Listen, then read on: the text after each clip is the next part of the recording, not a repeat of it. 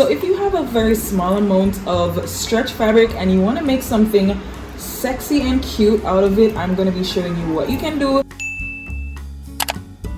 This is less than half yard of fabric. Today I'm going to be making a really cute tube top and I won't be using a pattern for it. Since my bust is 34 inches, I'm actually going to make this about 30. This has a tremendous amount of stretch to it. If your fabric stretches less, I would suggest making it about 2 to 3 inches less than your normal bust width, unless you're okay with it being extremely tight. Since this is going to be about 30, I'm going to measure 15 inches going across, and I also want to make sure I have a bit of allowance, and I'm going to cut my fabric here along this edge.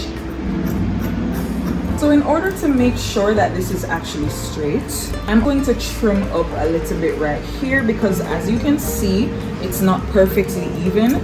My scissors are super dull right now. I actually need to get myself a new pair. This is going to be the body of the tube top. And I must say that I am very small busted, so this works for me.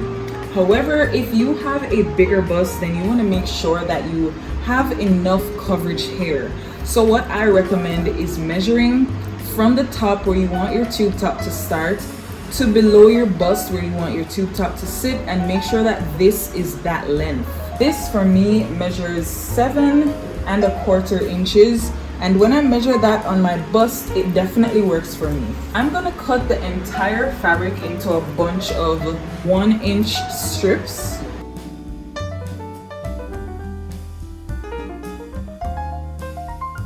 I'm going to be having this as the long strap that's gonna go through this section right here, and I'm going to attach it onto this piece. And what you want to do is to also create a piece that is going to be the same length as the actual top. This is about 2 inches wide, which is perfect. Now I'm going to take this over to the serger, and I'm going to be serging along here and here. If you don't have a serger, then you want to go ahead and turn the edges in like this and stitch them down at the sides. My strip has been serged, as you can see.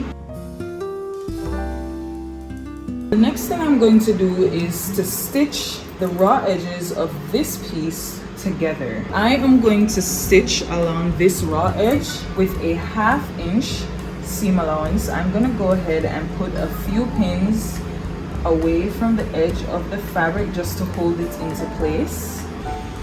So it's been finished with my serger. So we're going to be finishing the top and bottom of the tube top. If you don't have a serger, then you could just leave it as is because stretch fabric doesn't fray. But if you want to be super neat, then what you could do is to fold your fabric in by 1/4 inch and stitch it down, just like you would have done with this piece. And if you do have a serger, then of course you want to go ahead and just finish the top and bottom there. Now you're going to add some elastic to your crop top, and this is an optional step, but this will give your crop top a closer fit. It will make it fit you more snug. Cut your elastic just 2 inches less than the width of your crop top. So this is 2 inches shorter than my actual crop top. I'm going to pinch it, fold it in two, and cut. I'm going to cut another piece just like it. Now you're going to overlap both of your elastics like this by at least 1/2 inch, and you're going to take it to the sewing machine and stitch those parts together. Now you're going to take the elastic pieces and you're going to put them in the top and bottom of your crop top.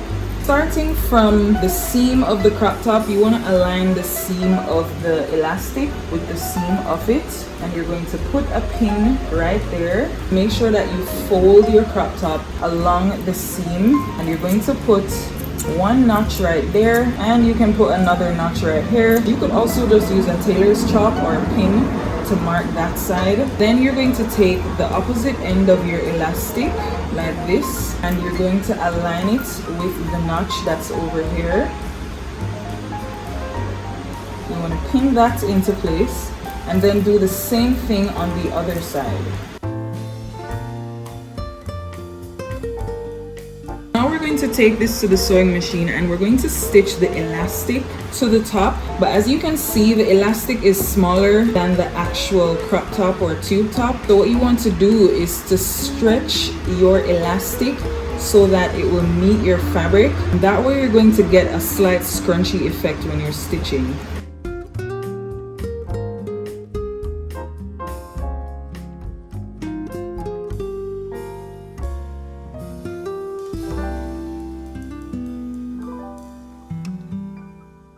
So if you really just want a basic crop top, then you can actually stop right here. But if you want to take it a step further and add a ruching effect to this crop top, you want to turn it over to the wrong side like this and make sure that your seam right here is what you're looking at. You're then going to take this strip and you're going to fold it down like this. So this is about 1/2 inch. You can make it less. Once you have that, you're going to put it on top of this area where the seam is, and you want to make sure that the top of the crop top and the fold right here line up with each other. You also want to make sure that this hair is evenly distributed on both sides of the seam. Then I'm going to flip it around and I'm going to fold this side and I'm going to pin that into place, making sure that it's evenly distributed on both sides of the seam. So this is how it looks. And I'm going to turn my crop top over to the other side like this. And I'm going to top stitch on this line right here to just create a center in this. You can barely see the stitching on this side, but when you look over here, you can see the line going down the center. Now I'm going to stitch along these sides and I'm going to make sure that I stitch on where I serged. If you simply fold it and stitch by 1/4 inch, then you want to stitch on that 1/4 inch fold right there. There we go. Now we're going to be creating the strap that's going to go through here. So I'm going to put this down for a bit and I'm going to be using these 2 strips and I'm going to be joining them together, and I do that by putting them at a right angle like this. I'm going to put a pin right here to hold them together, and I'm going to take it to the sewing machine and stitch along here diagonally, making sure that I back stitch at the beginning and back stitch at the end. You're going from one end over here to the other end over here, but you won't be able to see this end, so you just have to make your judgment and also check the other side of the fabric to see what's going on. So this is how it's looking after having been stitched, and I'm just going to cut off this excess fabric and I am left with a nice piece like this. I'm going to fold this now right sides together and I'm going to stitch along the sides right here, and then I'm going to turn it inside out. Strap has been stitched. I'm just going to use this loop turner alternative to turn this strap inside out. Strap is complete. I'm going to take my loop turner again and I'm going to put it into one side of my strap, and I'm going to feed that strap through one end,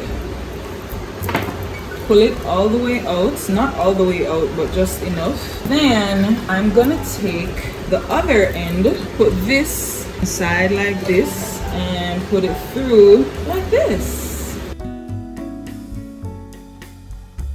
And that, my friends, is how you create a ruched tube top. This is how it looks on me before I've even tied the string. Take this end and take this end and tie a really nice bow like this, just like that. Really gorgeous. You can see the back is just regular and there's no seam showing at the back because I put the seam at the front. An alternative is to wear your bow at the bottom